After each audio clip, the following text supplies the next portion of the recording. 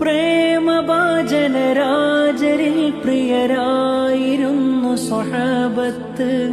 മാനിടാത്തൊരു താരകങ്ങളാക്കി മാറ്റി തിരുമുത്ത്. ഉടലും ഉയിരും ഉള്ളൊരു മുതലും ആ തിരുമുന്നിൽ സമർപ്പിച്ചു. ഖിബ്ല ഹബീബാണെന്നൊരു പാഠം നമ്മെ അവർ പഠിപ്പിച്ചു. ആയിഷ്കല്ലോ സിദ്ദീഖിൻ ഈമാനേറ്റിയത്.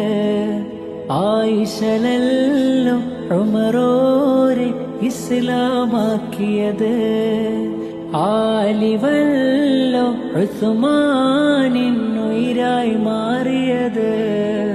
ആവുശിരല്ലോ അലിയാരെ പുലിയാരാക്കിയത്. അവരാണ് ഈമാനിൻ ആധാരം പൊന്നേ.